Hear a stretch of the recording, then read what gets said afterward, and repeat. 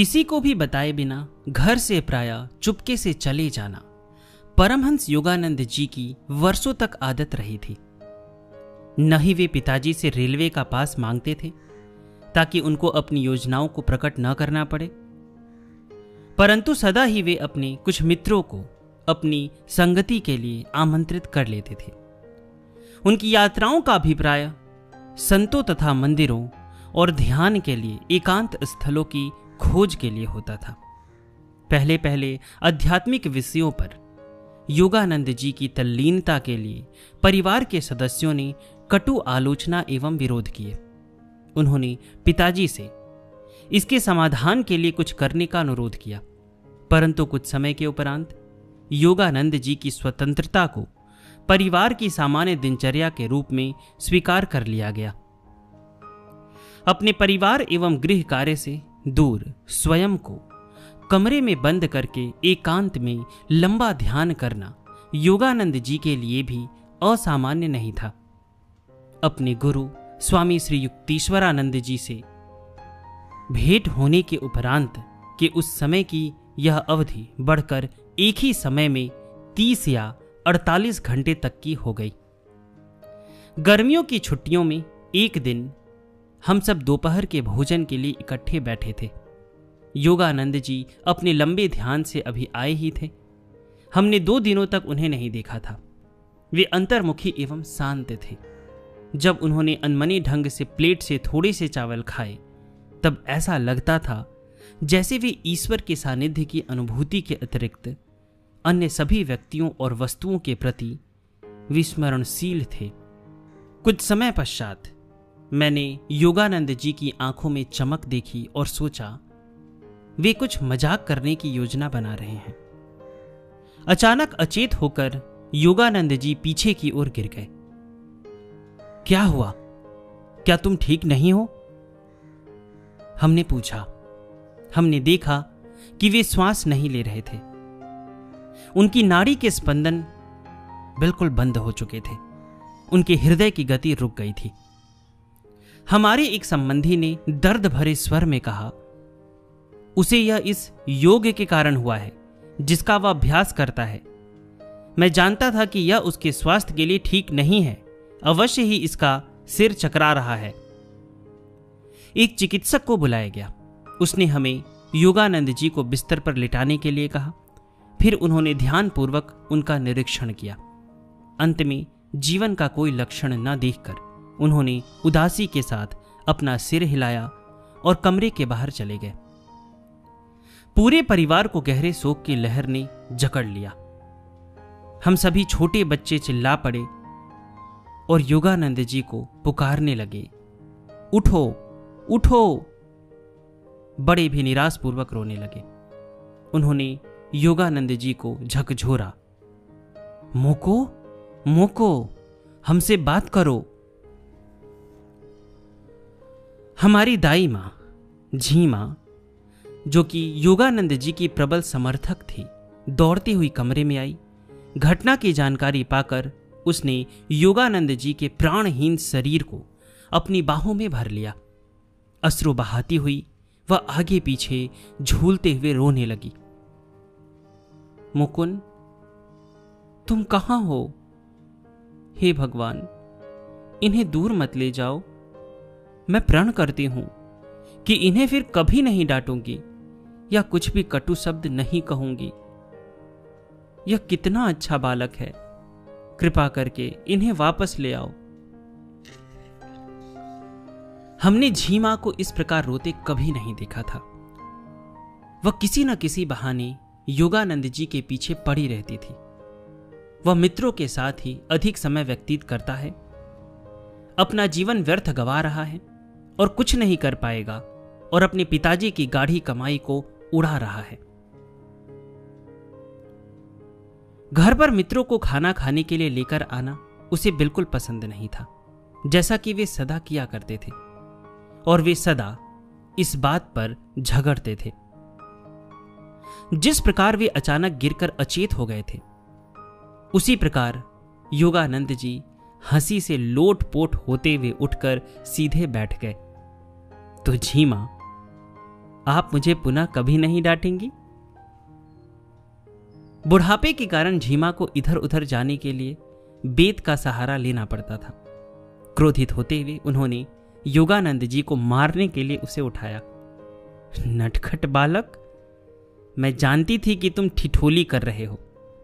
मैं जानती थी। क्या तुम ऐसा समझते हो कि तुम मुझे मूर्ख बना सकते हो? मैं तुम्हें दिखाऊंगी। एक दिन मैं भी बैठकर सचेत अवस्था में इस शरीर का त्याग करूंगी। यह भविष्यवाणी पूरी हुई थी। झीमा और मेजदा के बीच की इस कसमकस से परिवार में शीघ्र ही सामान्यता की भावना लौट आई। वेदना का रुदन हंसी के ठहाकों में परिवर्तित हो गया। हमारे हृदयों की पीड़ा दूर हो गई। बाद में योगानंद जी ने मुझे बताया था कि ध्यान और प्राणायाम योग से कोई भी व्यक्ति शरीर के सभी सामान्य क्रियाकलापों को पूर्णतः नियंत्रित करने में एक समय में लंबे समय तक भी समर्थ हो सकता है। हमारे चिकित्सक विस्मित थे। वे इस घटना पर मुश्किल से ही विश्वास कर सकते थे और न ही ऐसी परिस्थिति का सामना करने पर अपने ज्ञान के सीमित होने को स्वीकार कर सकते थे।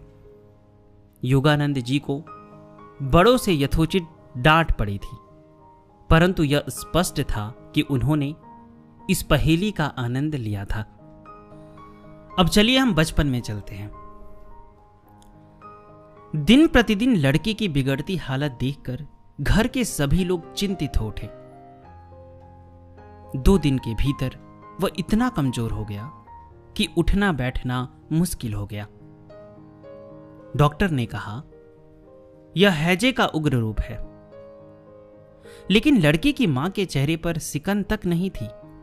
उन्हें दृढ़ विश्वास था कि उनके मुकुंद को यमराज भी स्पर्श नहीं कर सकेंगे, भले ही इसे कुछ दिन कष्ट भोगना पड़े। जिस बालक को गुरुदेव का आशीर्वाद मिला है, उसकी अकाल मृत्यु नहीं हो सकती। उन्हें याद है, जब मुकुंद गोद में था तब भगवती चरण घोष सपरिवार काशी में योगीराज श्यामाचरण लाहिड़ी का दर्शन करने आए थे। दरअसल वे शिष्य बनने आए थे। मुकुंद को गोद में लेकर घोष पत्नी काफी लोगों के पीछे बैठी थी। एकाएक उनके मन में यह इच्छा उत्पन्न हुई कि इस बालक पर अगर लाहिड़ी महाशय की दृष्टि पड़ जाए तो इसका जीवन मंगलमय हो जाएगा।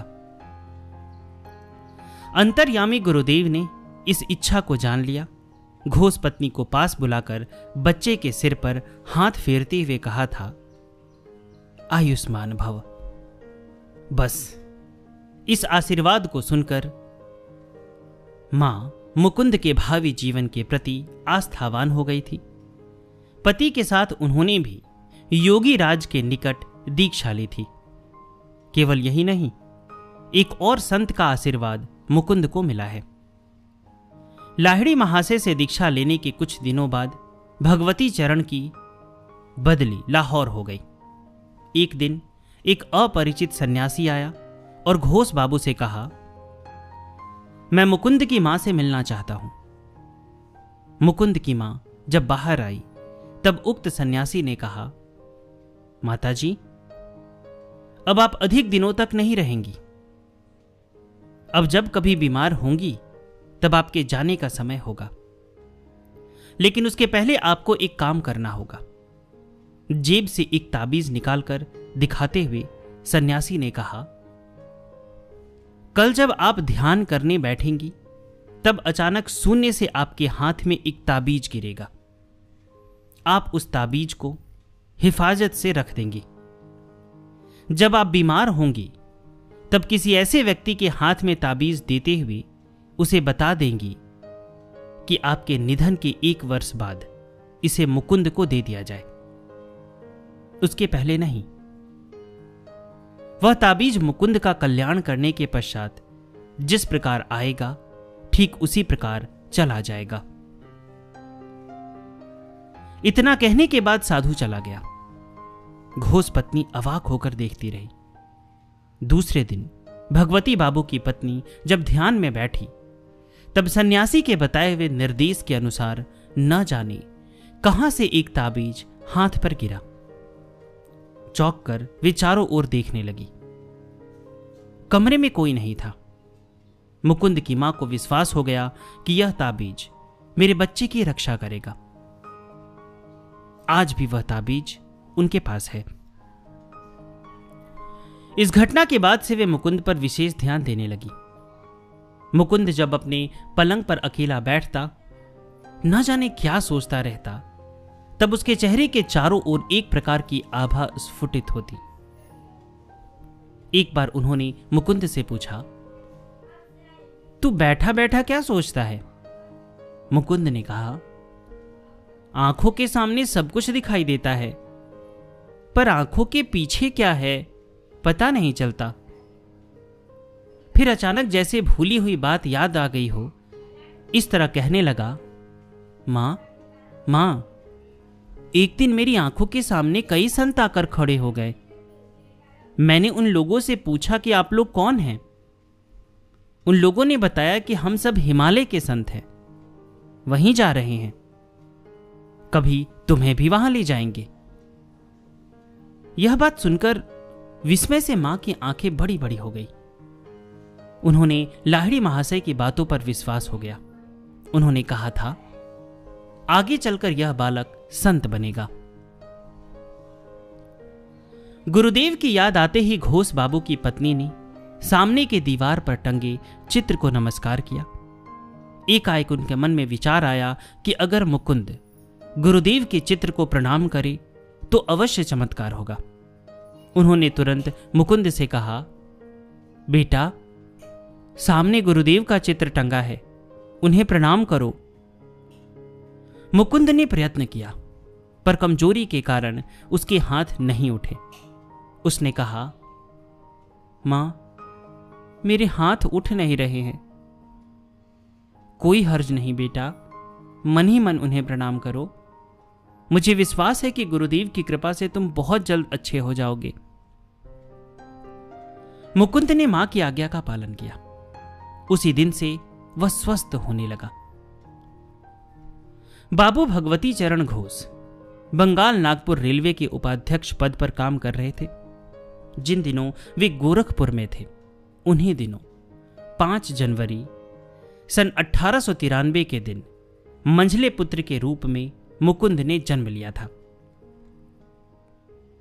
स्वयं सात्विक विचार के थे। घर पर मां बच्चों को रामायण तथा महाभारत की कहानियां सुनाया करती थी।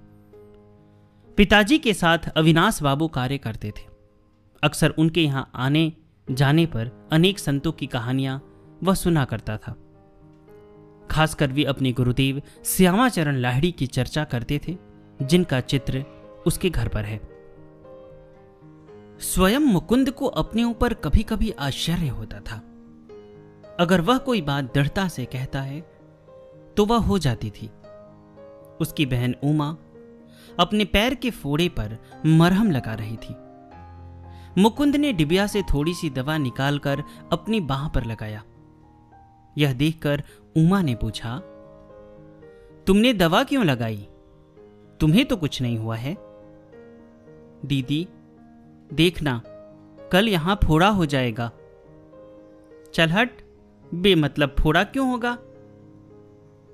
दूसरे दिन ठीक उसी जगह फोड़ा हो गया जहां मुकुंद ने दवा लगाई थी। इस प्रकार की अनेक घटनाएं उसके बचपन में हुई थी। एक अरसे के बाद बड़े भाई के विवाह की बातचीत करने के लिए मां कलकत्ता चली गई। उन्हीं दिनों एक दिन मुकुंद के स्वप्न में आकर मां ने कहा, मुकुंद, तुम अपने पिताजी को लेकर शीघ्र कलकत्ता चले आओ, अन्यथा मुझे जीवित नहीं देख पाओगे। मुकुंद ने सारी बातें पिताजी से कहने के पश्चात कलकत्ता चलने का आग्रह किया। भगवती बाबू ने इस बात पर विश्वास नहीं किया, वे टाल गए। ठीक इसी समय कलकत्ते से पत्नी की अस्वस्थता का तार आया। इस तार को पाते ही वे कलकत्ता रवाना हो गए। यहां आने पर पता चला कि कल रात को ही पत्नी का निधन हो गया था।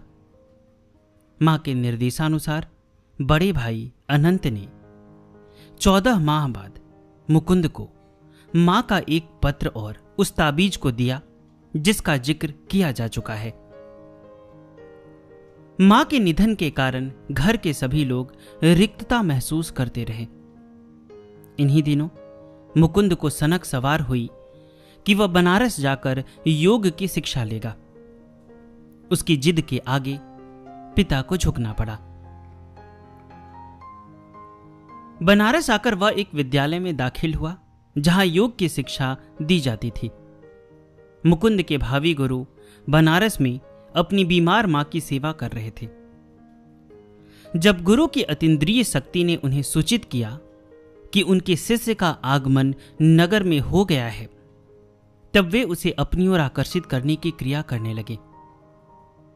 एक दिन जब मुकुंद बंगाली टोला से दशाश्वमेध की ओर आ रहा था, तब उसने महसूस किया कि आगे बढ़ने से उसके पैर इनकार कर रहे हैं। पैर सुन्न पड़ गए हैं। ऐसा क्यों हो रहा है, इसे वह समझ नहीं पा रहा था। पीछे की ओर चलने पर पैरों में स्वाभाविक गति आ गई। पुनः जब आगे बढ़ा तो पूर्व वाली स्थिति आ गई। मुकुंद समझ गया कि कोई अदृश्य शक्ति उसे आकर्षित कर रही है। अब वह आगे न बढ़कर पीछे की ओर मुड़ा। एक गली की मोड़ पर आकर उसने देखा गेरुआ वस्त्रों से आच्छादित दाढ़ी वाला एक सन्यासी उसे तीव्र दृष्टि से देख रहा है। पास जाते ही सन्यासी ने कहा, आ गए वत्स, मेरे पीछे पीछे चले आओ। एक अद्भुत आकर्षण से मुकुंद उनके पीछे पीछे चल पड़ा। जलपान कराने के बाद सन्यासी ने कहा, तुम यहां क्रिया योग की शिक्षा जिस ढंग से ले रहे हो वह अवैज्ञानिक है। मेरे आश्रम में आओ, तुम्हें वास्तविक क्रिया योग का ज्ञान दूंगा जिसकी तुम्हें जरूरत है। मुकुंद ने कहा, जब यहां सीख रहा हूं तब आपके यहां आने की क्या आवश्यकता है, मैं नहीं आऊंगा। सन्यासी ने हंसकर कहा, तुम्हें आना ही पड़ेगा। आज से 28वें दिन तुम मेरे आश्रम में अपने को पाओगी, जो कि कलकत्ता से 12 मील दूर श्री रामपुर में है। मुकुंद ने कहा, यह संभव है। प्रत्युत्तर में सन्यासी केवल मौन रह गए। उनके चेहरे पर स्निग्ध मुस्कान फैली हुई थी। भवितव्य होकर ही रहता है। मुकुंद जिस आश्रम में रहता था वहां नित्य उपद्रव होने लगा। वह अपने को अछूता नहीं रख सका। फलस्वरूप एक दिन उस आश्रम को नमस्कार कर घर की ओर रवाना हो गया। उन दिनों उसका परिवार कलकत्ता में रहता था। एक अज्ञात प्रेरणा से मुकुंद को श्रीरामपुर आना पड़ गया। आश्रम में प्रवेश करते ही उसने सुना, आ गए वत्स। मुकुंद इस स्वागत वाणी से प्रसन्न हो उठा। भीतर आकर सन्यासी के चरणों पर मस्तक रखते हुए उसने कहा, मैं अपने आप को पूर्ण रूप से आपके निकट समर्पित कर रहा हूं। कृपया मुझे योग्य बनाइए। सन्यासी ने कहा, आओ तुम्हें अपना आश्रम दिखा दूं, जहां तुम्हें रहकर साधना करनी है। एक कमरे में योगीराज श्यामाचरण लाहिड़ी का चित्र देखकर मुकुंद चौंक उठा।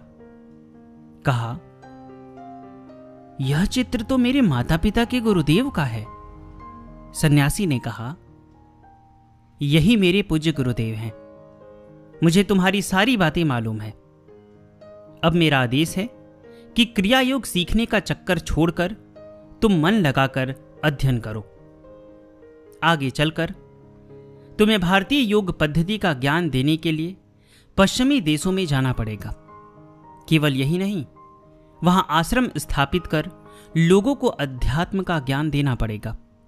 वस्तुतः वहां के लोग भारतीय अध्यात्म से परिचित नहीं हैं। इस संपदा को विस्तार से बताने के लिए तुम्हें वहां जाना पड़ेगा। लेकिन उसके पहले भारत में आश्रम स्थापित करके योग विद्या की शिक्षा देनी पड़ेगी। इस कार्य के लिए शिक्षा और ज्ञान की आवश्यकता है, जिसकी पूर्ति तुम्हें कॉलेज और विश्वविद्यालय से करनी होगी। मेरी इच्छा है कि तुम कॉलेज की शिक्षा में ढील मत दो। सन्यासी की आज्ञा मानकर मुकुंद ने कॉलेज में दाखिला ले लिया। एक दिन सन्यासी ने कहा, आज तुम्हें क्रिया योग की दीक्षा दूंगा। उस दिन के अनुभव के बारे में परमहंस योगानंद जी लिखते हैं, उनके स्पर्श मात्र से ही मेरे शरीर में एक प्रचंड ज्योति प्रवाहित होती प्रतीत हुई, मानो करोड़ों सूर्य एक साथ जाज्वल्यमान हो उठा हो। मेरे हृदय का अनंतर प्रदेश एक अपूर्व आनंद की धारा से आप्लावित हो उठा। मैंने गुरुदेव में रूपांतर करने की एक महाशक्ति का अनुभव किया। दरअसल सिद्ध योगी इस क्रिया के द्वारा शिष्य में ऐसी शक्ति का समावेश करते हैं। इसके बाद शिष्य क्रिया के द्वारा उन्नति करता रहता है। ऐसी शक्ति देने के बाद गुरु निरंतर अपने शिष्य पर नजर रखते हैं ताकि उससे चूक ना हो जाए या लापरवाही ना करे। गुरु के आश्रम से लौटने पर सर्वप्रथम पिता ने अपनी शुभकामना देते हुए कहा, यह बड़े सौभाग्य का विषय है कि जिस आश्चर्यजनक ढंग से मैंने अपने गुरु लाहिड़ी महाशय को पाया था, उसी प्रकार तुमने पाया, जो हिमालय के संत नहीं हैं बल्कि बिल्कुल समीप रहते हैं। मुझे यह जानकर प्रसन्नता हुई कि अब तुम पढ़ने की ओर ध्यान लगा रहे हो। गुरु के आदेशानुसार मुकुंद कॉलेज में शिक्षा लेने के साथ साथ नित्य उनके आश्रम में आते रहे। उन दिनों मुकुंद का परिवार कलकत्ता में रहता था और गुरु जी का आश्रम यहां से 12 मील दूर श्री रामपुर में था। सन्यासी गुरु का नाम श्री युक्तेश्वर गिरी था, जो कि योगीराज श्यामाचरण लाहिड़ी महाशय के प्रिय शिष्य थे। बातचीत के सिलसिले में एक दिन गुरुदेव ने कहा, जगत में निरंतर वैद्युतिक और चुंबकीय शक्तियों का विकिरण होता रहता है। मानव शरीर पर उनका अनुकूल या प्रतिकूल प्रभाव पड़ता रहता है।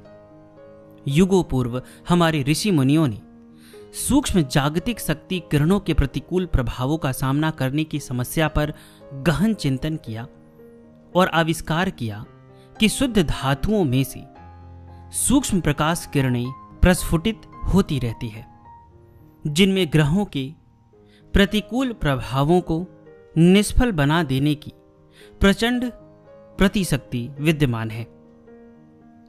कई वृक्ष लताओं का संयोग भी सहायक सिद्ध हुआ है। इन सब में विशुद्ध और निर्मल रत्न, जिसका वजन 2 रत्ती से कम न हो, सबसे अधिक प्रभावकारी है। इस विषय पर भारत के बाहर बहुत कम अध्ययन हुआ है। यह बात बहुत कम लोग जानते हैं कि समुचित रत्नों, धातुओं और औषधि सामग्री से कोई लाभ नहीं होता यदि वे उचित मात्रा या वजन में उपलब्ध न हो और उन्हें इस तरह न पहना जाए कि उनका स्पर्श त्वचा से होता रहे। इन बातों को सुनकर मुकुंद को ध्यान आया कि गुरुदेव ने इसके पूर्व चांदी और शीशे का कड़ा पहनने की आज्ञा दी थी। उसने कहा, गुरुदेव, आपके आदेशानुसार मैं कड़ा जरूर धारण करूंगा। गुरुदेव युक्तेश्वर जी ने कहा, तुम्हारे ऊपर शीघ्र ही ग्रहों की कुदृष्टि पड़ने वाली है, पर भय की आवश्यकता नहीं है, तुम्हारी रक्षा होगी। 1 महीने के भीतर ही तुम्हारे यकृत में विकार उत्पन्न होने वाला है, जिसकी वजह से बहुत कष्ट भोगना पड़ेगा। ईश्वर की इच्छा से लगभग 6 महीने तक तुम कष्ट भोगोगे, पर अगर कड़ा धारण करोगे तो यह कष्ट घटकर 24 दिन ही रह जाएगी। दूसरे दिन मुकुंद जौहरी की दुकान पर निश्चित मात्रा का कड़ा बनाने का आदेश दिया और कड़ा बनते ही पहन लिया। बाद में वह यह बात भूल गया। इसी बीच गुरुदेव आश्रम से काशी चले गए। इसके बाद मुकुंद को अपार कष्ट होने लगा। 23 दिन तक भयंकर कष्ट सहने के बाद साहस करके वह बनारस के लिए रवाना हो गया। वहां गुरुदेव अनेक लोगों से घिरे हुए थे। वह अपने कष्ट की बात कह नहीं सका। रात को जब गुरुदेव सभी कार्यों से निवृत्त हुए तब वे मुकुंद के पास आए और कहा,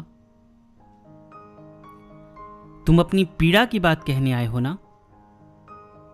तुम्हें मैंने पेट का व्यायाम करने को कहा था, उसे कर रहे हो या नहीं? मुकुंद ने कहा, अगर आप मेरे पेट की असहनीय पीड़ा को समझ लेते तो ऐसी आज्ञा ना देते। फिर भी गुरु की आज्ञा मानकर वह व्यायाम करने लगा।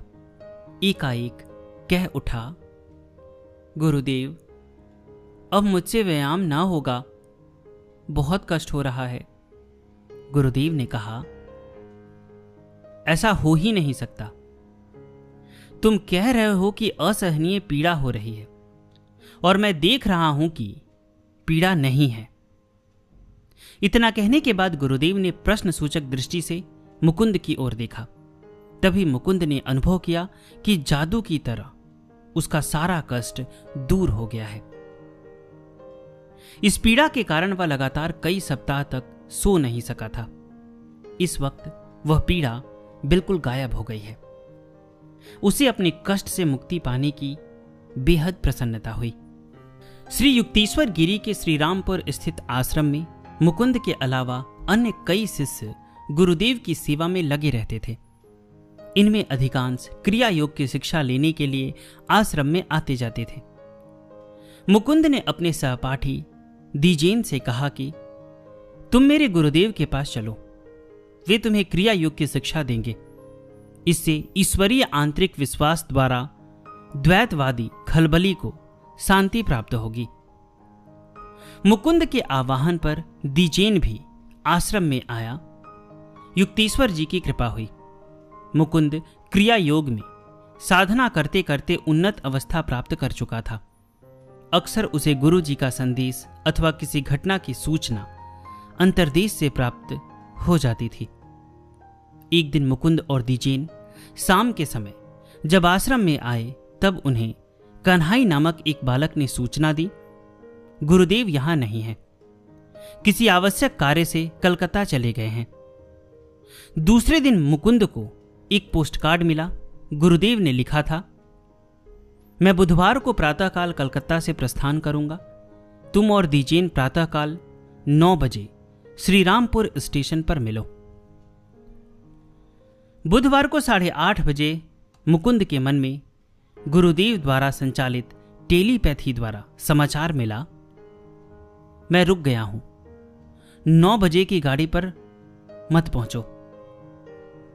यह समाचार जब मुकुंद ने दीजेन को सुनाया तब उसने कहा, अपनी अंतर्ध्वनि को रखे रहो, मैं लिखित बातों पर अधिक विश्वास करता हूं। इतना कहकर दीजेन स्टेशन की ओर रवाना हो गया। कमरा जरा अंधकारपूर्ण था। खिड़की से बाहर की ओर देखते समय मुकुंद को सूर्य के प्रकाश में सहसा गुरुदेव की मूर्ति दिखाई दी। तुरंत श्रद्धा के साथ वह घुटनों के बल बैठ गया। उनका वस्त्र हवा में लहराता हुआ मुकुंद के शरीर को स्पर्श करने लगा। गुरुदेव ने कहा, तुमने मेरा मना संदेश पढ़ लिया, कलकत्ते का काम पूरा हो गया। अब मैं 10 बजे वाली गाड़ी से आ रहा हूं। मुकुंद अवाक होकर गुरुदेव को एकटक देखने लगा। उसके लिए यह अद्भुत दृश्य था। उसे इस तरह देखते देख श्री युक्तेश्वर जी ने कहा, यह मेरा भूत नहीं, हाड़ मांस वाला शरीर है। भगवान की आज्ञा से मैं तुमको यह अनुभव प्रदान कर रहा हूं जो पृथ्वी पर दुर्लभ है। स्टेशन पर मिलो, तुम और दीजेन मुझे इसी पोशाक में देखोगे। स्टेशन आने पर दीजेन ने कहा, गुरुदेव न तो 9 बजे वाली गाड़ी से आए और न 9:30 बजे वाली से। मुकुंद ने कहा, गुरुदेव 10 बजे वाली गाड़ी से आ रहे हैं। दीजेन को विश्वास नहीं हुआ। मुकुंद ने कहा, वह देखो गाड़ी आ रही है। उनके प्रकाश से संपूर्ण गाड़ी आलोकित है। इसके बाद उसने गुरुदेव किस पोशाक में रहेंगे इस बात का उल्लेख किया। दीजेन ने कहा, तुम दिन रात इसी तरह का सपना देखते रहो, मैं चला। मुकुंद ने कहा, केवल इस गाड़ी को देख लो, वह देखो, गुरुदेव गाड़ी से उतर रहे हैं। थोड़ी देर में चलकर गुरुदेव दोनों के पास आकर खड़े हो गए। दीजेन का आनंद लज्जा से झुक गया।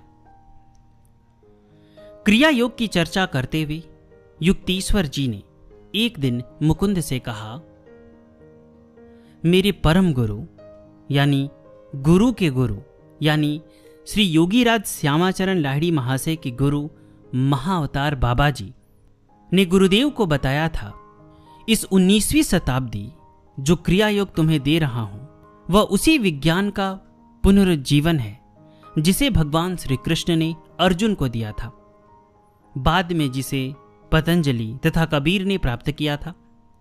गीता में इसका उल्लेख है। अपान वायु में प्राण वायु के हवन के द्वारा और प्राण वायु में अपान वायु के हवन के द्वारा योगी प्राण और अपान दोनों की गति को निरुद्ध कर देता है। इस प्रकार वह प्राण को हृदय से मुक्त कर लेता है और प्राण शक्ति पर नियंत्रण प्राप्त कर लेता है, यानी योगी फेफड़ों और हृदय की क्रिया को शांत कर प्राण की अतिरिक्त पूर्ति के द्वारा शरीर के अपक्षय को रोक देता है। इस प्रकार वह अपक्षय और प्रवृद्धि को प्रभावहीन बनाते हुए प्राण शक्ति पर नियंत्रण प्राप्त कर लेता है। आगे आपने कहा, क्रिया योगी अपनी प्राण शक्ति को मेरुदंड के 6 चक्रों यानी आज्ञा, विशुद्ध, अनाहत, मणिपुर, स्वाधिष्ठान और मूलाधार, जो विश्व पुरुष के प्रतीक राशि चक्र की 12 राशियों के समान है, में मानसिक शक्ति के द्वारा ऊपर या नीचे की ओर प्रवाहित करता है। मनुष्य के संवेदनशील मेरुदंड के चारों ओर प्राण शक्ति की आधा मिनट की परिक्रमा से मनुष्य के विकास में सूक्ष्म प्रगति होती है। साधारण गति से जो आध्यात्मिकता 1 वर्ष में प्रकट होती है वह आधे मिनट के क्रिया अभ्यास के समान होती है। यह याद रखना चाहिए कि अनेक मार्ग भ्रष्ट उत्साहोन्मत्त व्यक्तियों द्वारा सिखाए जाने वाले अवैज्ञानिक श्वास व्यायामों से क्रिया योग का कोई संबंध नहीं है। फेफड़ों में बलपूर्वक श्वास को रोक रखने की चेष्टा अप्राकृतिक तथा निसंदिग्ध रूप से कष्टकर भी है। इसके विपरीत आरंभ से ही क्रिया योग के अभ्यास के बाद शांति की भावना की और मेरुदंड में पुनरुज्जीवन शक्ति के प्रभाव की सुखद अनुभूति होती है। योग सूत्र के रचनाकार महर्षि पतंजलि ने योग को 2 श्रेणियों में विभक्त किया है। प्रथम समाधि योग और दूसरा क्रिया योग। जिस साधक का चित्त बहिर्मुख हो उसे क्रिया योग करना चाहिए और जिसका चित्त अंतर्मुख हो वह समाधि योग कर सकता है। क्रिया योग के रूप में तपस्या, स्वाध्याय यानी जप, सदग्रंथ पाठ तथा भजन करना चाहिए। इन तीनों साधनों का समान रूप से या मुख्य रूप से अनुष्ठान होने पर क्रिया योग सिद्ध होता है। चित्त की प्रकृति के अनुसार किसी की साधना तपस्या मुख्य रहती है, अन्य दोनों साधनों के अंग भी गौण रूप में उसमें रहते हैं। किसी की साधना में स्वाध्याय की प्रधानता रहती है अथवा भजन की, परंतु गौण रूप में अन्य 2 अंगों का सन्निवेश रहता है। दीर्घ काल तक यथाविधि अपने अपने गुरु द्वारा निर्दिष्ट प्रक्रिया से क्रिया योग के मार्ग में अग्रसर हो सकने पर उसके प्रभाव से चित्त क्रमशः बहिर्मुखता त्याग कर शांत भाव धारण करता है और अंतर्मुख हो जाता है। इस समय साधक समाधि योग का अभ्यास कर सकता है। क्रिया योग का मुख्य फल है चित्त में स्थित अज्ञान आदि सभी कलेशों को सूक्ष्म करना। साधक के हृदय में अनंत क्लेश संस्कार के रूप में संचित रहते हैं। क्रिया योग का समुचित ढंग से अनुष्ठान करने पर सभी कलेश सूक्ष्म होकर निर्बल हो जाते हैं। क्रिया योग के अलावा अन्य किसी उपाय से उसे दबाया नहीं जा सकता। क्रिया योग से कितना लाभ होता है इसका उल्लेख करते हुए श्री योगानंद जी कहते हैं, 8.5 घंटे में 1000 बार क्रिया का अभ्यास एक दिन में 1000 वर्ष के स्वाभाविक विकास तुल्य है, यानी 3,64,000 वर्षों का विकास एक वर्ष में। क्रिया योगी अपनी आत्म प्रचेष्टा के द्वारा 3 वर्ष में वही परिणाम प्राप्त कर लेता है जिसे प्राकृतिक रूप से प्राप्त करने में 10 लाख वर्ष लगते हैं। गुरु के मार्गदर्शन से ऐसे योगियों ने सावधानी पूर्वक अपने शरीर और मस्तिष्क को इस प्रकार तैयार किया है कि वे उग्र अभ्यास से उत्पन्न शक्ति सहन कर सके। मुकुंद के पिता इधर उस पर दबाव डालने लगे कि वह रेलवे की नौकरी में लग जाए, लेकिन इस दिशा में रुचि न रहने के कारण वह टाल मटोल करता रहता। आखिर एक दिन अपनी समस्या युक्तीश्वर जी के सामने प्रकट करते हुए उनसे आग्रह किया कि वे उसे संन्यास दें, जो कि इसके पूर्व वह अपने मन की इच्छा को निरंतर उनके सामने प्रकट करता रहा। उस दिन गुरु जी ने न जाने क्या सोचा और कुछ देर चुप रहने के बाद कहा, ठीक है, कल तुम्हें संन्यास दूंगा। बृहस्पतिवार जुलाई सन 1914 के दिन श्री युक्तीश्वर जी ने सिल्क के एक टुकड़े को गेरुआ रंग में रंग कर मुकुंद को उड़ा दिया। फिर उन्होंने कहा, एक दिन तुम्हें पश्चिम जाना है। वहां के लोगों को रेशमी वस्त्र बहुत पसंद है। यही वजह है कि तुम्हें रेशमी वस्त्र से सजा रहा हूं। अब तुम्हें अपनी रुचि के अनुसार नाम चुन लेने का अधिकार देता हूं। मुकुंद ने कहा, योगानंद। गुरुदेव ने कहा, तथास्तु। अब से तुम्हारे पारिवारिक नाम मुकुंदलाल घोष के स्थान पर तुम स्वामी संप्रदाय की गिरी शाखा के योगानंद गिरी के नाम से जाने जाओगे। युक्तीश्वर जी के चरणों के निकट साष्टांग प्रणाम करते हुए योगानंद जी ने कहा, आज का दिन गुरु कृपा से मेरे जीवन का महत्वपूर्ण दिन है। श्री युक्तीश्वर जी ने कहा, अब तुम्हें कार्य क्षेत्र में उतरना है।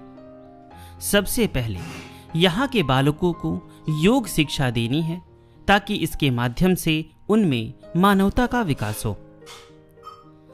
प्रचलित विषयों के अलावा योग ध्यान पर भी नजर रखनी होगी ताकि बालकों में आध्यात्मिक विकास हो सके। योगानंद जी ने कहा, गुरुदेव, यह कार्य मेरी रुचि के अनुकूल है।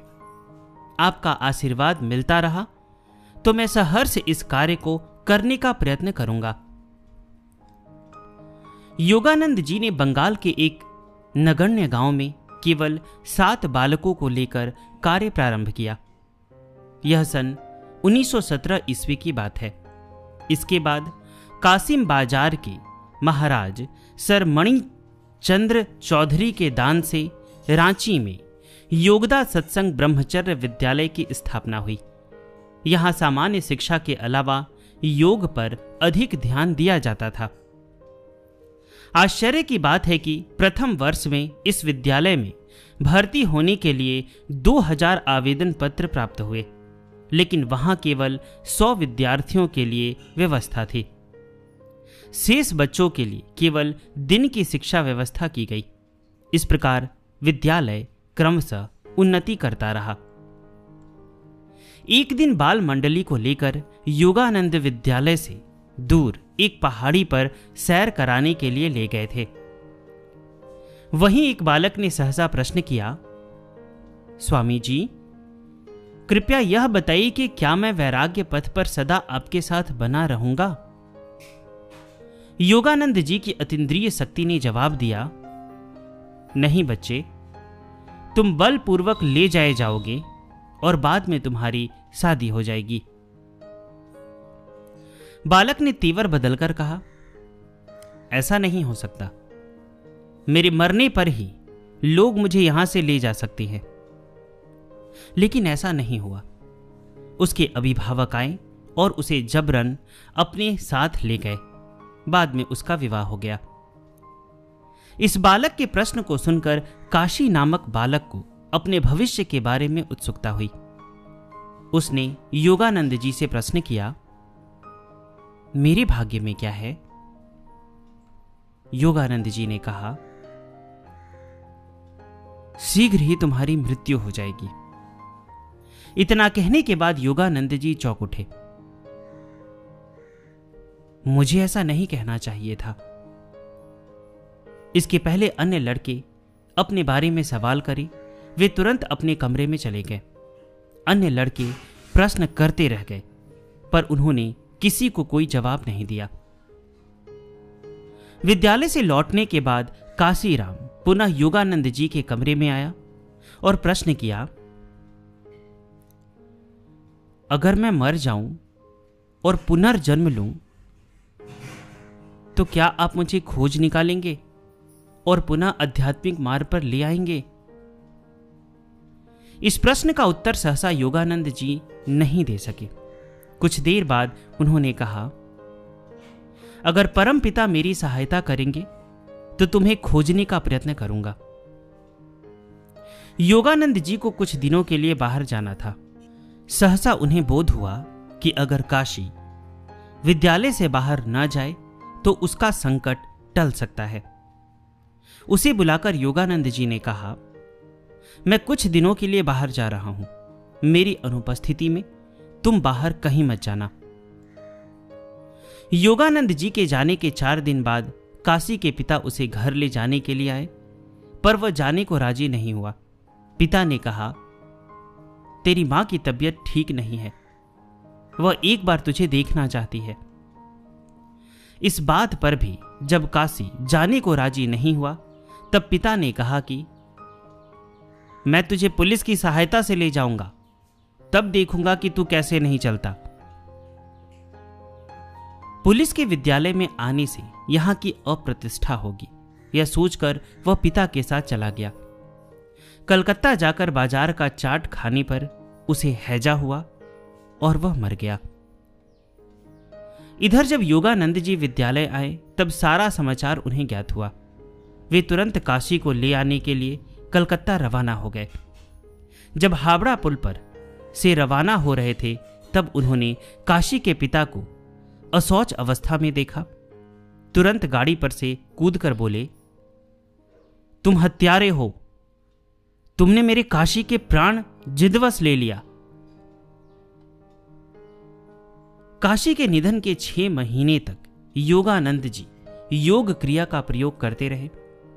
एक दिन सवेरे कलकत्ता में टहलते हुए अपनी आदत के अनुसार इन्होंने हाथ को ऊपर उठाया। तुरंत रेडियो की तरह उंगलियों में तरंगे महसूस हुई। योगानंद जी वही गोल चक्कर काटते हुए यह महसूस करने लगे कि तरंगे किसी दिशा से आ रही है। दिशा का ज्ञान होते ही उस ओर बढ़ गए तो तरंगों का विकिरण तेजी से होने लगा। इसके बाद उस गली में तेजी से बढ़ते गए। सहसा एक मकान के पास आते ही उनके पैर अटक गए। योगानंद जी को समझते देर नहीं लगी कि इसी मकान में किसी माता के गर्भ में काशी है। दरवाजा खटखटाने पर गृहस्वामी बाहर निकलकर सवालिया सूरत में इन्हें देखने लगे। योगानंद जी ने पूछा, कृपया मुझे यह बताएं कि क्या आपकी पत्नी 6 माह से गर्भवती है?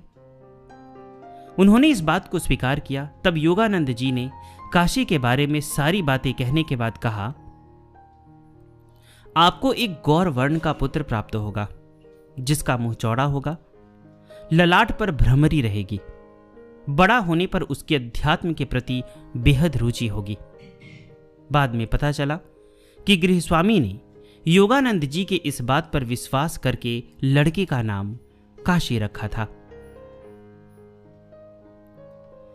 एक दिन युक्तेश्वर जी ने कहा, योगानंद, अब समय आ गया है, तुम्हें अमेरिका जाना है। जहां क्रिया योग का ज्ञान उचित व्यक्तियों को देना है।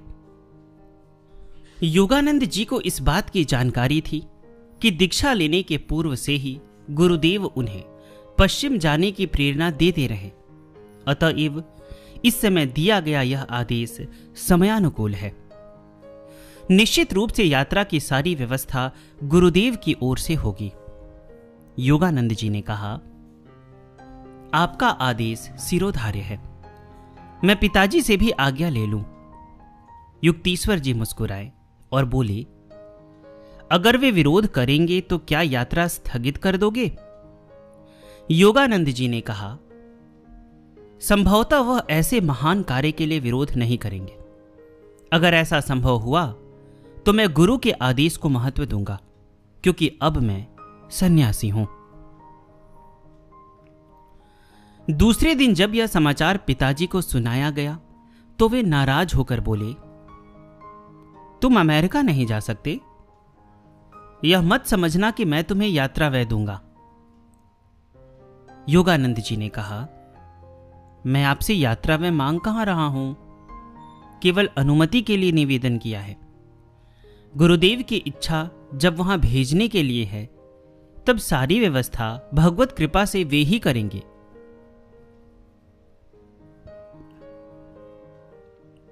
ठीक उन्हीं दिनों योगानंद जी के नाम अमेरिका में आयोजित एक धार्मिक सम्मेलन में भाग लेने का निमंत्रण पत्र मिला। यह आयोजन बोस्टन में होने वाला था। इस पत्र को पाकर योगानंद जी विस्मय से अवाक रह गए। उसी दिन गुरुदेव के पास आए। सारी बातें सुनने के बाद युक्तीश्वर जी ने कहा, तुम्हारे लिए यह सुनहला अवसर है, अगर चूक गए तो फिर कभी नहीं जा सकोगे। योगानंद जी ने अपनी मजबूरी प्रकट करते हुए कहा, मुझे सार्वजनिक रूप में व्याख्यान देने का अभ्यास नहीं है, अंग्रेजी में तो बोल ही नहीं सकता। अंग्रेजी हो या ना हो, पर योग क्रिया पर तुम्हारा भाषण लोग बड़े मनोयोग से सुनेंगे। घर वापस आने पर योगानंद जी ने देखा कि पिताजी का क्रोध ठंडा हो गया है। उन्होंने एक बड़ी रकम का चेक उसे देते हुए कहा, मैं तुम्हें यह रकम पिता होने के नाते नहीं, बल्कि लाहिड़ी महाशय का शिष्य होने के नाते दे रहा हूं। तुम अमेरिका जाओ और वहां क्रिया योग का प्रचार करो। पिताजी से यात्रा व्यय मिल जाने के बाद योगानंद जी यात्रा की तैयारी करने लगे। इसी बीच एक दिन सदर दरवाजे पर खड़खड़ आवाज सुनकर उन्होंने दरवाजा खोला तो सामने एक कौपीनधारी युवक को देखा। कौपीनधारी बाबा कमरे के भीतर आए। पल भर में योगानंद जी ने आगंतुक को पहचान लिया। आप परम गुरु के गुरु यानी महाअवतार बाबा जी थे। योगानंद जी के मन की भावना को भांपकर उन्होंने कहा, हां, मैं बाबा जी हूं। तुम्हें यह आदेश देने आया हूं कि अपने गुरु की आज्ञा मानकर तुम शीघ्र अमेरिका चले जाओ। तुम्हें कभी कोई परेशानी नहीं होगी। इतना कहने के बाद वे अंतर्धान हो गए। बाबा जी का आदेश पाने के बाद योगानंद जी बिल्कुल निर्भय हो गए। पासपोर्ट, वीजा आदि की व्यवस्था कर निश्चित दिन अमेरिका के लिए रवाना हो गए। उन्हें विश्वास था कि मार्ग में किसी प्रकार का संकट आने पर गुरु और महाअवतार बाबा जी सहायता करेंगे। योगानंद जी को इस विश्वास का फल जहाज में मिला। बातचीत के सिलसिले में योगानंद जी ने जब जहाज के सहयात्रियों को बताया कि वे अमेरिका में आयोजित धर्म सम्मेलन में भाग लेने जा रहे हैं, तब सभी को उत्सुकता हुई। यात्रियों में एक ने अनुरोध किया, स्वामी जी, गुरुवार की रात्रि को आप अपने प्रवचनों से उपकृत करें। विषय मेरी समझ से जीवन युद्ध और उस पर विजय पाने के उपाय रखें तो हमें लाभ होगा। योगानंद जी की हालत खराब हो गई। ऐसे कठिन विषय पर अंग्रेजी में धारा प्रवाह कैसे बोल सकेंगे। बुधवार को अपने केबिन में बोलने का अभ्यास करने लगे। रह रह कर उलझ जाते रहे। धारा प्रवाह बोलते समय अपने मन की बात स्पष्ट नहीं कर पा रहे थे। आखिर गुरुवार की रात्रि आ गई। जहाज के हॉल में लोग बैठ गए। योगानंद जी भाषण देने के लिए खड़े हुए, पर उनके मुंह से एक शब्द नहीं निकला। लगा जैसे होठ आपस में चिपक गए हैं। सामने बैठे कई दर्जन श्रोता योगानंद जी की परेशानी गौर से देख रहे थे। 10 मिनट तक योगानंद जी को चुप रहते देख सभी श्रोता हंस पड़े। शर्म से क्षुब्ध होकर योगानंद जी अपने गुरु को स्मरण करते हुए प्रार्थना करने लगे।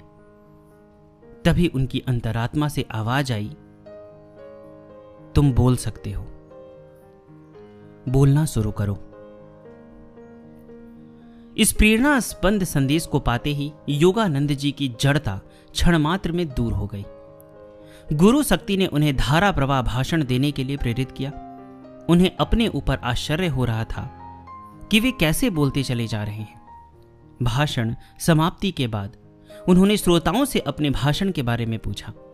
लोगों ने कहा कि शुद्ध अंग्रेजी में दिया गया उनका भाषण अपूर्व और अविस्मरणीय रहा।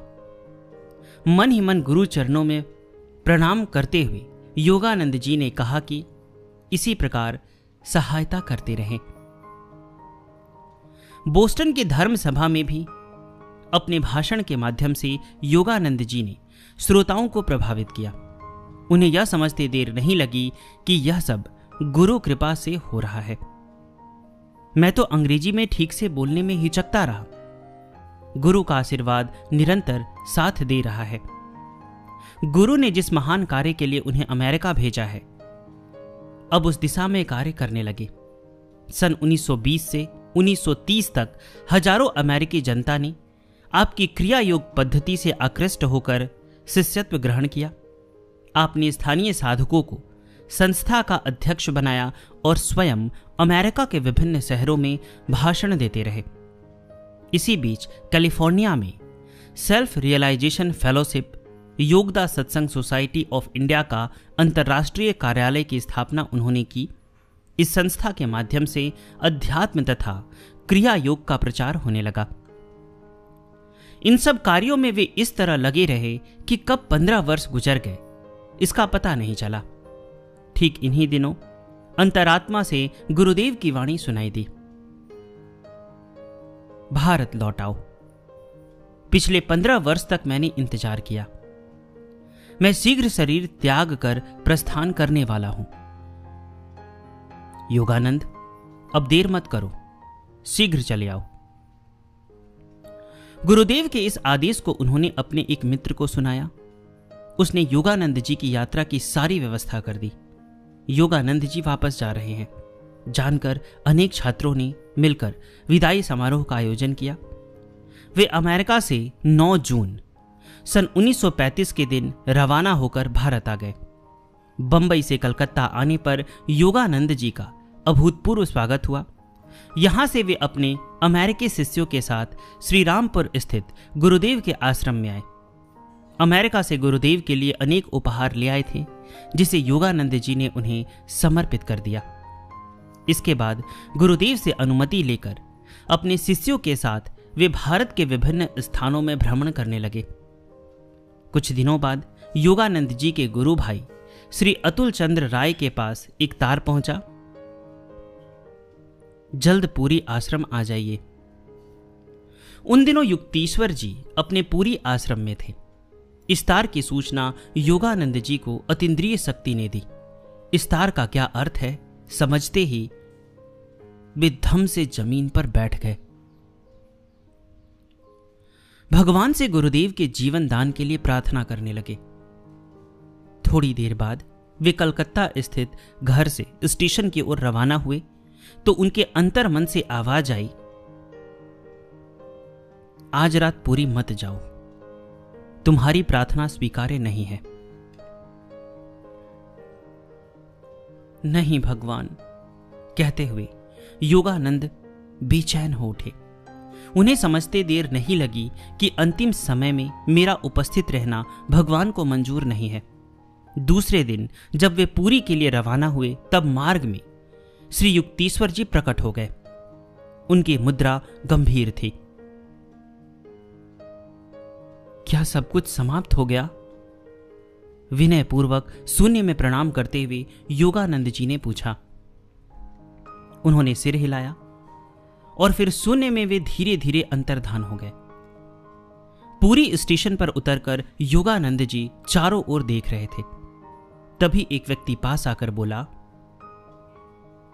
क्या आपने गुरुदेव के देह त्याग का समाचार सुन लिया है? इतना कहकर वह व्यक्ति भीड़ में गायब हो गया। बोझिल मन से योगानंद जी पूरी आश्रम में आए। सामने गुरुदेव का निष्प्राण शरीर जीवंत लग रहा था।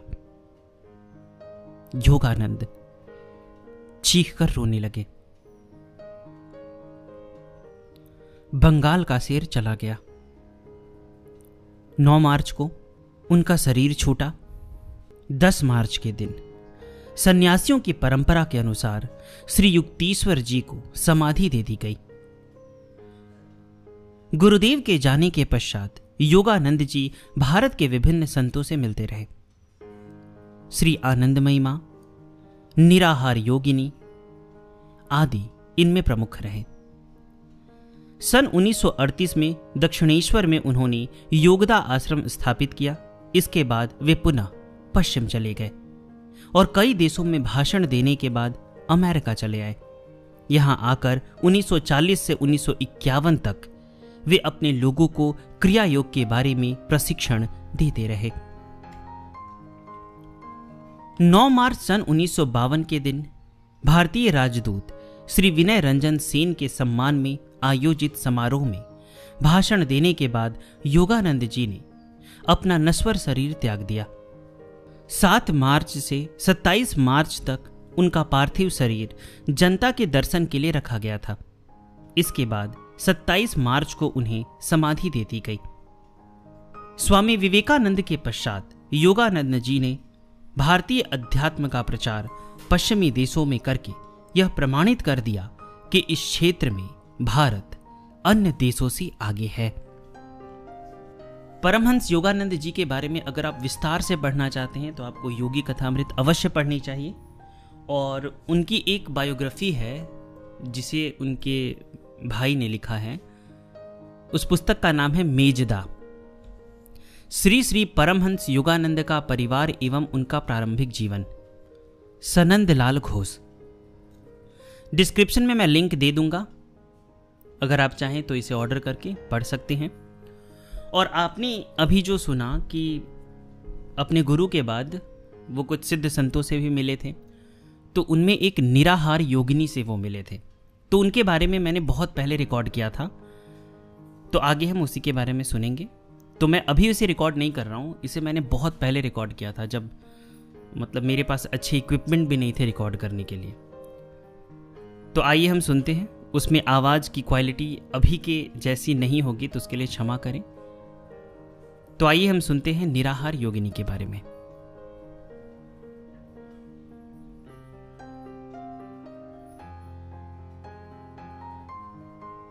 निराहारी योगिनी।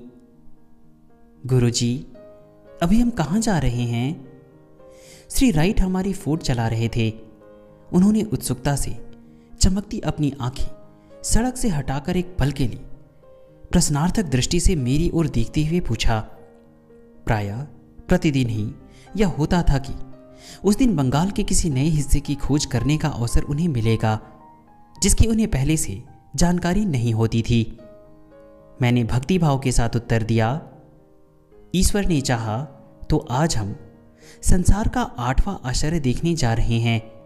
एक नारी संत जिसका आहार है केवल हवा। यह तो आश्चर्यों की पुनरावृत्ति है टेरेसा नायमन के बाद। परंतु फिर भी श्री राइट की हंसी में उत्सुकता स्पष्ट झलक रही थी। यहां तक कि उन्होंने कार की गति भी बढ़ा दी।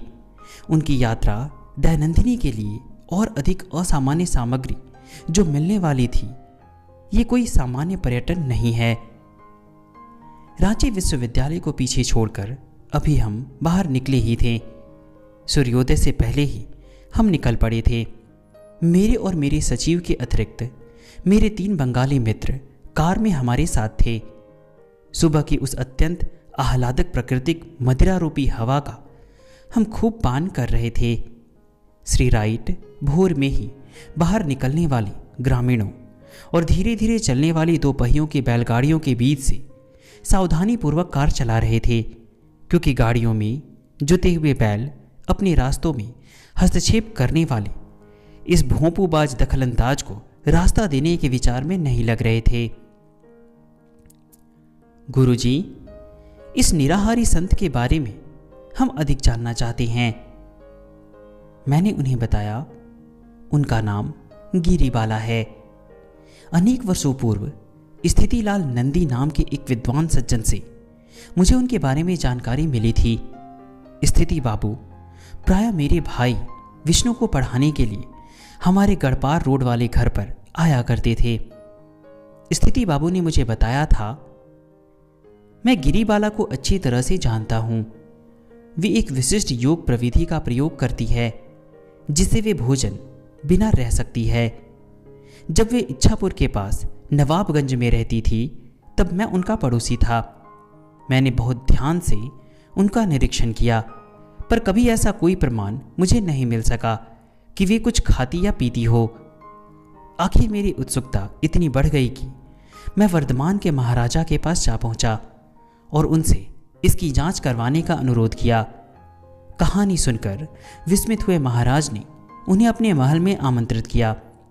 वे परीक्षा के लिए तैयार हो गई और महल के एक छोटे से तालाबंद हिस्से में 2 महीनों तक रही। बाद में फिर से महल में आकर वे 20 दिन तक रही और उसके बाद फिर तीसरी परीक्षा के लिए 15 दिन तक रही।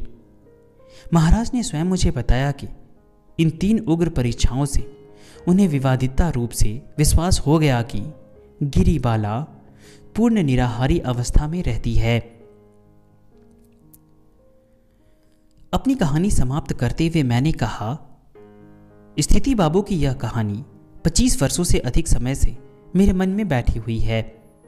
अमेरिका में रहते हुए कभी कभी मैं सोचता था कि इस योगिनी से मेरी मुलाकात हो पाने के पहले कहीं काल का प्रवाह उन्हें निकल ना ले। अभी तो उनकी उम्र काफ़ी हो गई होगी। मुझे तो यह भी नहीं पता कि वे जीवित भी हैं या नहीं, और यदि हैं तो कहाँ रहती हैं। किंतु अब कुछ घंटों में हम लोग पुरुलिया पहुंच जाएंगे। उनके भाई का घर है वहां। 10:30 बजे हम लोग उनके भाई लंबोदर डे से बातचीत कर रहे थे। वे पुरुलिया में वकील हैं। हाँ, मेरी बहन जीवित है। कभी कभी वह यहाँ मेरे पास भी रहती है, परंतु अभी वह बिऊर में हमारे पारिवारिक घर में रह रही है।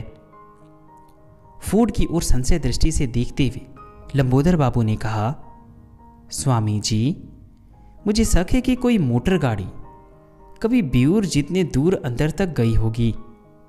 अच्छा यही होगा कि आप सब बैलगाड़ी के झटकों के लिए तैयार हो जाएं। एक स्वर में हम सब ने कहा। डिट्राइट के भूषण के प्रति अपनी निष्ठा व्यक्त की। मैंने वकील साहब को कहा, यह फोर्ड अमेरिका से आई है। उसे बंगाल के हृदय का परिचय प्राप्त करने के अवसर से वंचित करना उसके साथ बड़ा अन्याय होगा। लंबोदर बाबू हंसते हुए बोले, तब तो गणेश जी ही आपके मार्ग के सारे विघ्न दूर करे। यदि आप वहां तक पहुंच ही गए तो गिरिबाला आपसे मिलकर बेशक बहुत खुश होगी। अभी वह 70 वर्ष की होने जा रही है, परंतु स्वास्थ्य वगैरह सब अच्छा है। मुझे एक बात बताइए साहब, क्या यह सच है कि वे कभी कुछ नहीं खाती? मैं सीधे उनकी आंखों में मन का भेद प्रकट करने वाली उन खिड़कियों में झांक रहा था। यह सच है। उनकी दृष्टि अविचलित थी और उसमें सच्चाई स्पष्ट दिखाई दे रही थी। 50 वर्षों से भी अधिक काल से मैंने उसे भोजन का एक कौर भी खाते कभी नहीं देखा। यदि संसार का अंत अचानक सामने आ जाए तो भी मुझे उतना आश्चर्य नहीं होगा जितना अपनी बहन को कुछ खाते देखकर होगा। इन दोनों असाधारण घटनाओं की असंभाव्यता पर हम साथ साथ हंस पड़े। लंबोदर बाबू आगे बताते गए, गिरिबाला ने अपनी योग साधना के लिए कभी निर्जन एकांत की तलाश नहीं की। अपना सारा जीवन उसने परिवार और मित्रों के बीच ही बिताया है। वे सब भी अब उसकी विलक्षण अवस्था के अभ्यस्त हो चुके हैं। उनमें से एक भी ऐसा नहीं होगा जो गिरिबाला यदि कभी अचानक कुछ खाने का निर्णय कर ले तो स्तंभित न हो जाएगा। गिरिबाला स्वभावतः ही ज़्यादा मेल मिलाप नहीं रखती, जो एक हिंदू विधवा के लिए योग्य भी है। परंतु पुरुलिया और बियूर के हमारे छोटे से घेरे में सभी जानते हैं कि वह शब्द सा अपवादात्मक स्त्री है। उनके हृदय की सच्चाई शब्दों में व्यक्त हो रही थी। हम लोगों ने हृदय से उनका धन्यवाद किया और बियूर की ओर चल पड़े। हम लोग रास्ते में पूरी सब्जी खाने के लिए एक छोटे से होटल में रुके। वहां श्री राइट को सरल हिंदू पद्धति के अनुसार हाथ से भोजन करते देखने के लिए गांव के लड़कों की भीड़ जमा हो गई। बहुत भूख लगी होगी उन्हें, ऐसा मेरा मानना है। उन्होंने और हम सभी ने खूब भरपेट खाया और यह अच्छा ही हुआ, क्योंकि हमें उस समय तो पता ही नहीं था, परंतु वह दिन हमारे लिए कष्ट साध्य सिद्ध होने वाला था। हमारा रास्ता अब दहकती धूप में तप्त धान खेतों से होते हुए पूर्व की ओर बंगाल के वर्धमान क्षेत्र में बढ़ रहा था। घने वृक्ष कुंजों के बीच से जाते रास्ते पर हम आगे बढ़े जा रहे थे। वृक्षों के विशाल छातों के समान शाखाओं के बीच से मैनाओं के और बुलबुलों के गीत झरते हुए आ रहे थे।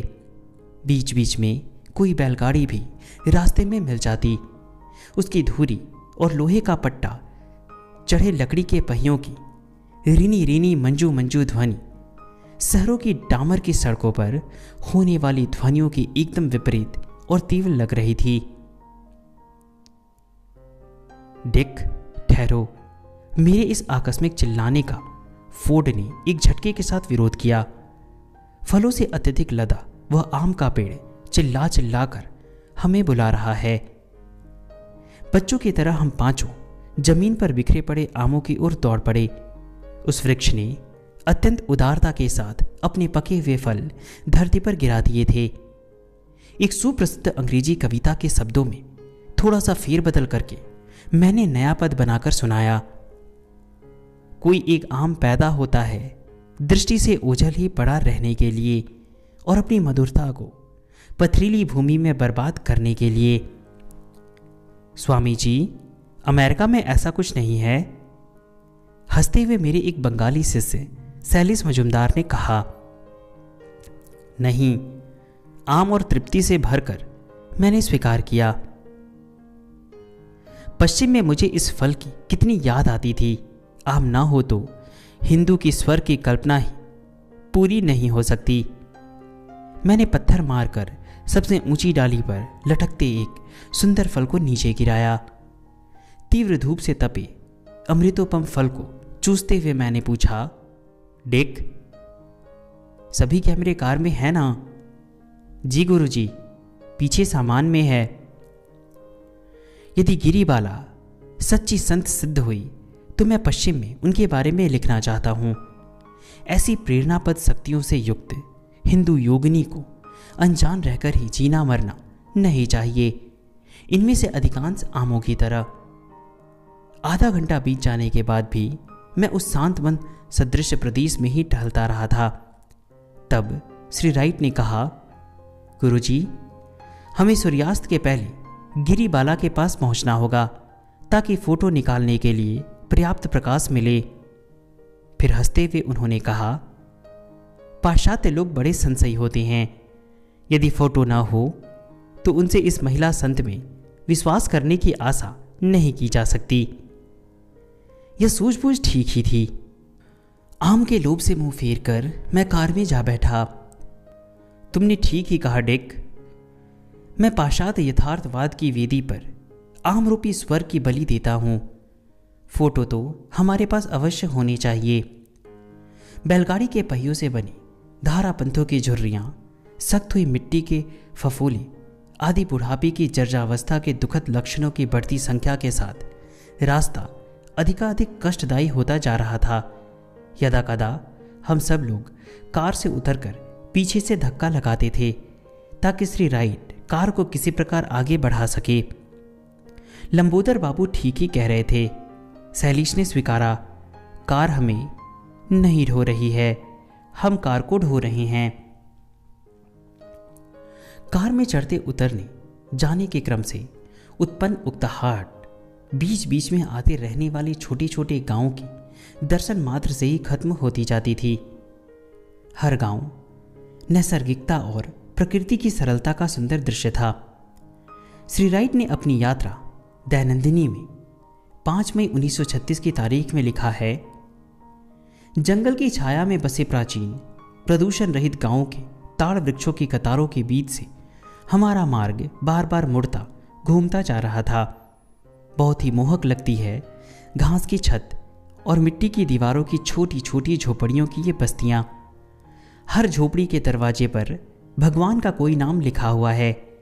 आसपास छोटे छोटे नंगे बच्चे अबोध भोलेपन के साथ खेल रहे हैं, जो इस बिना बैलों के विनाश गाड़ी को अपने गांव में से पागल की भांति जाती हुई देखकर या तो इसे आंखें फाड़ फाड़ कर देखने के लिए खड़े हो जाते हैं या उत्तेजित होकर इधर उधर दौड़ने लग जाते हैं।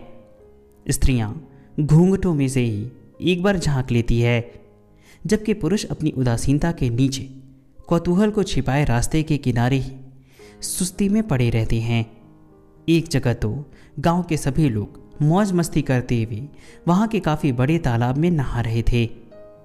औरतें पीतल के बड़े बड़े गागरों में अपने घर पानी ले जा रही थी।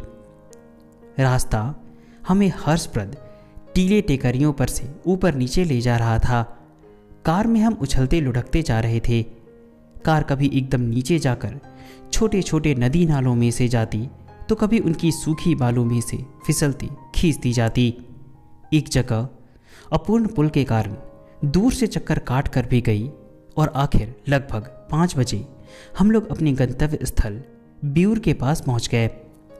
बांकुरा जिले के भीतरी भाग में बसा, चारों ओर से घनी जंगल के बीच में छिपा यह छोटा सा गांव बाहर के लोगों के लिए वर्षा के मौसम में दुर्गम बन जाता है। लोगों ने बताया कि तब नदी नाले प्रचंड वेग से बहने लगते हैं और रास्ते सांपों के विष की तरह कीचड़ उगलते हैं।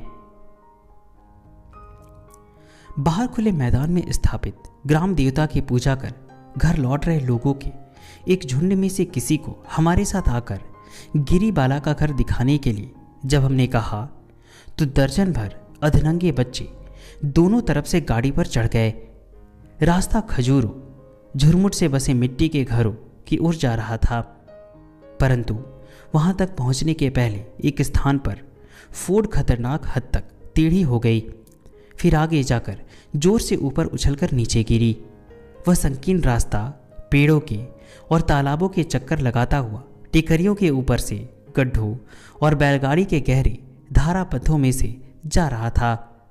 कार पहले एक झाड़ी में अटक गई, फिर मिट्टी के टीले पर जमीन में धंस गई, जहां से उसे मिट्टी के ढेले डाल डालकर निकाला गया।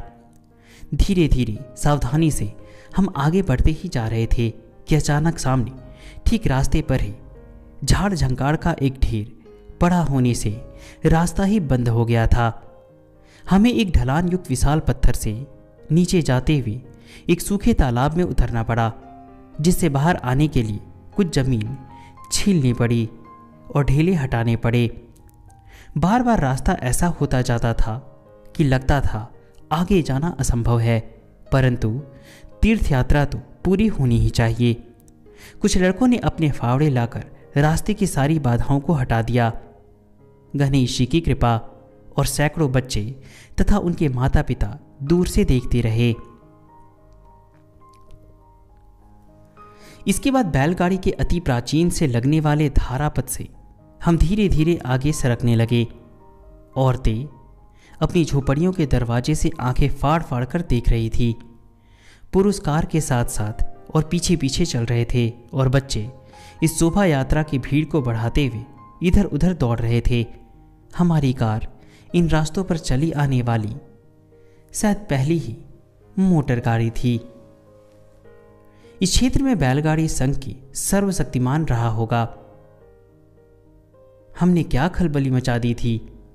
एक अमेरिकन द्वारा चलाई जा रही फटफट करती कार में बैठकर यह टोली उनकी प्राचीन ओट एवं पवित्रता पर आक्रमण करते हुए सीधे उनके अंतरंग एकांत में पहुंच गई थी। एक संकरी गली के सामने हम रुके तो देखा कि गिरीबाला के पैतृक घर से केवल 100 फीट की दूरी के अंदर हम थे।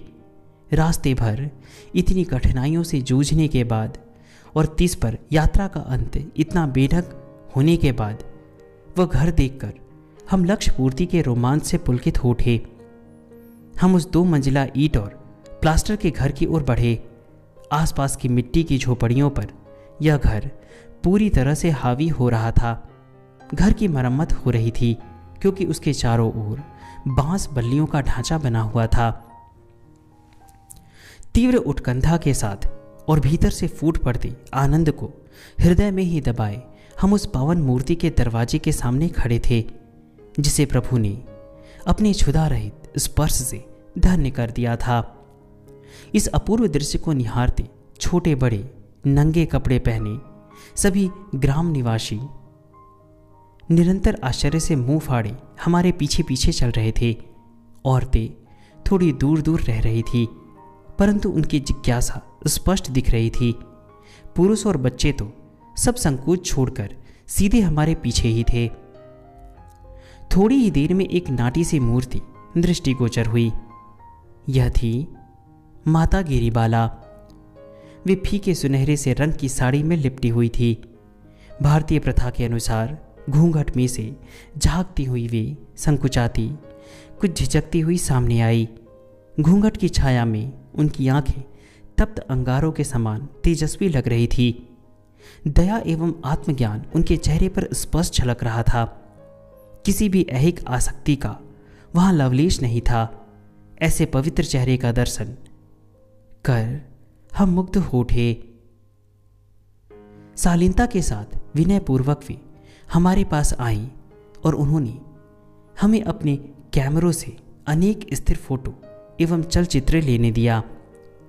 आसन में परिवर्तन और प्रकाश की व्यवस्था आदि फोटोग्राफी की प्रक्रियाओं के दौरान वे शांत मन से कुछ संकोच के साथ बैठी रही। आखिर हमने भावी पीढ़ियों के लिए 50 वर्षों से भी अधिक समय तक अन्न जल के बिना जीवित रहने वाली संसार की एकमात्र नारी के अनेक फोटो निकाल ही लिए। टेरेसा नायमन 1923 से निराहार रह रही है। हमारे सम्मुख जब गिरीबाला खड़ी थी तो उनके चेहरे पर पूर्ण मात्र भाव झलक रहा था। उनका सारा शरीर साड़ी से ढका हुआ था। आंखें नीचे की ओर झुकाए हुए उनका चेहरा, उनका हाथ और उनके छोटे छोटे पांवों के अतिरिक्त उनके शरीर का कोई भी हिस्सा दिखाई नहीं देता था। अपूर्व शांति से युक्त भोला चेहरा, चौड़ा बच्चों का सा दिखता मुंह, नारी सुलभ सुडौल नासिका, छोटी तेजस्वी आंखें, शांत मुस्कान। गिरीबाला के बारे में श्री राइट की जो धारणा है वही मेरी भी है। आध्यात्मिकता भी उनकी चमकदार साड़ी की तरह ही उनसे लिपटी हुई थी। साधु सन्यासियों को प्रणाम करने की गृहस्थों की प्रथा के अनुसार उन्होंने मुझे प्रणाम किया। उनकी सरल मधुरता और शांत मुस्कान ने हमारा मधु मिश्रित शब्दों के आडंबर से कहीं अधिक हार्दिक स्वागत किया।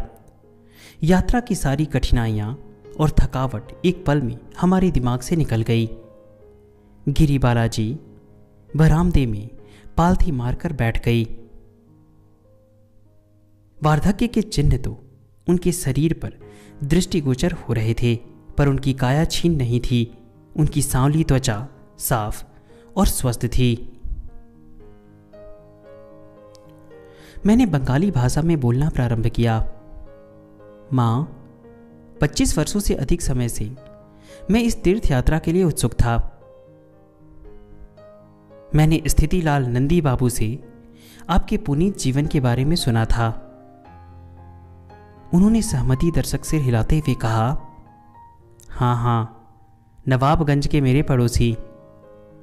इसी बीच में 7 समुद्रों के पार चला गया था, परंतु आपके दर्शन करने का विचार मेरे मन से कभी निकला नहीं। आप यहाँ अज्ञात रहकर जो भव्य लीला कर रही हैं उस आंतरिक दिव्य आहार को सदियों से भूल चुके जगत के सामने प्रकट किया जाना चाहिए। एक मिनट के लिए उन्होंने आंखें ऊपर उठाई। शांत उत्सुकता के साथ वे मुस्कुरा रही थी। वह सब तो बाबा ही जाने, उन्होंने नम्रता के साथ कहा। उन्होंने मेरी बात का बुरा नहीं माना। इसी की मुझे खुशी थी, क्योंकि प्रसिद्धि के विचार पर योगियों और योगिनियों की क्या प्रतिक्रिया होगी यह कभी कहा नहीं जा सकता। साधारणतः वे प्रसिद्धि से दूर ही रहते हैं, क्योंकि लोगों से दूर रहकर एकांत में गहरा आत्म अनुसंधान करने की ही उनकी इच्छा होती है। जब जिज्ञासु लोगों की भलाई के लिए उनके जीवन को खुलेआम प्रदर्शित करने का समय आता है, तब उन्हें अपने अंतर में उसका संदेश मिल जाता है। मैंने कहा, माँ, मैं अभी जो प्रश्नों का बोझा आपके ऊपर डालने वाला हूं, उसके लिए मुझे क्षमा कीजिए। जिन प्रश्नों के उत्तर देने में आपको खुशी होगी, केवल उन्हीं प्रश्नों के उत्तर दीजिएगा। आपके मौन को भी मैं समझ सकता हूं। उन्होंने बड़ी ही विनम्रता और मधुरता के साथ अपने हाथ फैलाते हुए कहा, जहां तक मुझ जैसी अकिंचन स्त्री प्रश्नों के ठीक उत्तर दे सकती है, मुझे सब प्रश्नों के उत्तर देने में खुशी ही होगी। नहीं नहीं, अकिंचन नहीं, मैंने अपने हृदय की गहराई से इस बात का विरोध किया। आप एक महान आत्मा हैं, मैं तो सबकी विनम्र सेविका हूं। फिर उन्होंने अत्यंत मधुरता के साथ कहा, मुझे खाना बनाने में और लोगों को खिलाने में आनंद आता है। मेरे मन में विचार आया, एक निराहारी संत के लिए यह बड़ा विचित्र शौक है। मां, मुझे अब अपने मुंह से बताइए, क्या आप सचमुच निराहार रहती हैं? हां, यह सच है। कुछ देर के लिए वे चुप हो गई। उन्होंने आगे जो बताया उससे स्पष्ट हो गया कि वे मन में गणित कर रही थी। 12 वर्ष 4 माह की आयु से लेकर अब मेरी 68 वर्ष की आयु तक 56 वर्ष से अधिक समय से मैंने कुछ भी खाया या पिया नहीं है। क्या आपको कभी खाने की इच्छा भी नहीं होती? यदि मुझे खाने की इच्छा होती तो मुझे खाना ही पड़ता। अत्यंत सरलता से, परंतु उतनी ही शालीनता के साथ उन्होंने उस स्वयं सिद्ध सत्य का उच्चारण किया, जो दिन में 3 बार भोजन की कल्पना के ही चारों ओर घूमने रहने वाले संसार को बहुत अच्छी तरह ज्ञात है। परंतु आप कुछ तो अवश्य खाती होंगी। मेरे स्वर में किंचित प्रतिवाद का भाव था। अवश्य। मेरा आशय तुरंत उनकी समझ में आ गया और वे मुस्कुरा पड़ी। हवा और सूर्य प्रकाश की सूक्ष्म शक्तियों से तथा मेरु शीर्ष के माध्यम से आपके शरीर को नव शक्ति प्रदान करने वाले महाप्राण से आपको पोषण मिलता है। बाबा सब जानते हैं। अपनी शांत, किसी बात पर जोर न देने के ढंग से उन्होंने पुनः स्वीकार किया। मां, अपने आरंभिक जीवन के बारे में कुछ बताइए। पूरे भारत को और यहां तक कि समुद्र पार रहने वाले हमारे भाई बहनों को भी उसके बारे में जानने की गहरी इच्छा होगी। अब गिरी बालाजी अपने मितभाजन के स्वभाव को एक ओर हटाकर खुलकर वार्तालाप करने की मन स्थिति में आ गई। ठीक है, सुनिए। उनकी आवाज सौम्य परंतु दृढ़ थी। मेरा जन्म इसी वन्य क्षेत्र में हुआ था। मेरे बचपन के बारे में बताने लायक कुछ नहीं है, सिवाय इसकी कि मुझे सदा ही भयंकर भूख लगी रहती थी और मेरी भूख कभी शांत नहीं होती थी। जब मैं लगभग 9 वर्ष की थी, तब मेरी सगाई हो गई। मेरी माँ प्राय मुझे चेतावनी दिया करती थी, बेटी, खाने की इच्छा पर नियंत्रण करने का प्रयत्न कर। जब विवाह हो जाने के बाद तुझे अपने पति के घर में अनजान लोगों के बीच रहना पड़ेगा, तब यदि तू खाने में ही सारा समय बिताती रही तो वे लोग क्या सोचेंगे। जिस बात का मां को डर था वही हुआ। जब मैं नवाबगंज में अपने पति के घर रहने गई तो मेरी उम्र केवल 12 वर्ष की थी। सतत खाते रहने की मेरी आदत के कारण मेरी सास सुबह से रात तक दिन भर मुझे लज्जित करती थी, परंतु उनके उन फटकारों में वरदान छुपा हुआ था, क्योंकि उनके कारण ही मेरी सुप्त आध्यात्मिक प्रवृत्तियां जाग उठी। एक दिन सुबह सास ने बहुत ही कठोर वचन कह दिए। मैंने भी झल्ला कर कहा, मैं शीघ्र ही आपको दिखा दूंगी कि जब तक मैं जीवित रहूंगी तब तक अन्न का स्पर्श नहीं करूंगी। मेरी सास ने उपहास करते हुए कहा, अच्छा, जब तुम अत्यधिक खाए बिना नहीं रह सकती तो कुछ भी खाए बिना कैसे रहोगी? इस बात का मेरे पास कोई उत्तर नहीं था। फिर भी एक वज्र संकल्प मेरे मन में घुस गया था। एकांत स्थान में जाकर मैं उत्कट प्रार्थना करने लगी। प्रभु, मैं अनवरत प्रार्थना कर रही थी, मेरे पास एक ऐसा गुरु भेजिए जो मुझे अन्न के बदले आपके प्रकाश से जीवित रहना सिखा सके। अत्यानंद के साथ साथ एक तंद्रा सी मुझ पर छा गई। उस तंद्रा में मैं नवाबगंज के गंगा घाट की ओर चल पड़ी। रास्ते में मेरे ससुराल के पुरोहित से मेरी मुलाकात हो गई। मैंने उन पर पूर्ण विश्वास रखते हुए उनसे कहा, महाराज, कृपा करके मुझे निराहार जीवित रहने का उपाय बताइए। वे मेरी ओर देखते ही रह गए। आखिर सांत्वनादायक स्वर में उन्होंने कहा, बेटी, आज शाम मंदिर में आ जाओ, मैं तुम्हारे लिए एक विशेष वैदिक अनुष्ठान करूंगा। ऐसे अनिश्चित उत्तर से मेरी तृप्ति नहीं हुई, अतः मैं घाट की ओर चलती ही गई। प्रातःकालीन सूर्य की किरणें पानी को भेद कर अंदर तक पहुंच रही थी। मैं गंगा स्नान कर शुद्ध हुई, मानो कोई दीक्षा लेने जा रही हो। जैसे ही मैं अपनी गीले वस्त्रों में ही गंगा तट से जाने लगी, दिन के उजाले में मेरे गुरुदेव अचानक हवा में से मेरे सामने प्रकट हुए। अत्यंत प्रेम और सहानुभूति भरे स्वर में गुरुदेव ने कहा, बेटी, मैं ही वो गुरु हूं जिसे भगवान ने तुम्हारी व्याकुल प्रार्थना की पूर्ति करने के लिए भेजा है। तुम्हारी प्रार्थना के असामान्य स्वरूप का भगवान पर गहरा प्रभाव पड़ा है। आज से तुम सूक्ष्म प्रकाश से ही जीवित रहोगी। तुम्हारे शरीर के अणु परमाणु ब्रह्मांड में व्याप्त अनंत प्रवाह से सीधे नवशक्ति प्राप्त करेंगे। इतना कहकर गिरी बालाजी चुप हो गई। मैंने श्री राइट की पेंसिल और पैड ले ली और इसमें से कुछ बातें उनके समझ में आने के लिए अंग्रेजी में अनुवाद कर लिख दी। गिरी बालाजी ने अपनी कहानी आगे शुरू की। उनकी सौम्य मृदु आवाज कठिनाई से ही सुनते आ रही थी। घाट निर्जन था, परंतु फिर भी मेरे गुरुदेव ने हमारे चारों ओर एक संरक्षक प्रकाश का वलय निर्माण कर दिया, ताकि नहाने के लिए देर से आने वाले इक्के दुक्के लोग भी हमारे विधि संस्कार में बाधा न डाल सके। फिर उन्होंने मुझे एक ऐसी क्रिया प्रविधि की दीक्षा दी जो शरीर को मर्त लोगों की स्थूल अन्न पर निर्भरता से मुक्त कर देती है। उस प्रविधि में एक मंत्र है और श्वास का एक ऐसा व्यायाम है जो साधारण मनुष्य के लिए करना कुछ ज़्यादा ही कठिन है। और इसमें न कोई जादू है, न दवाई है, क्रिया के अतिरिक्त कुछ भी नहीं।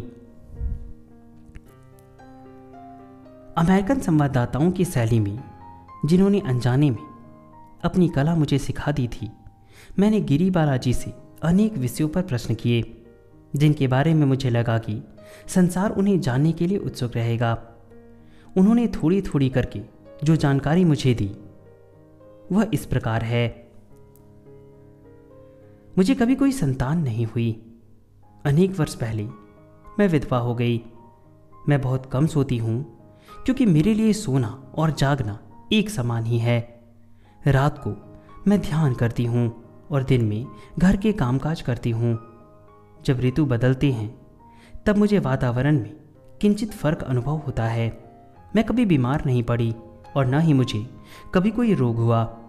जब संयोग से कभी चोट लग जाती है तब किंचित दर्द सा होता है।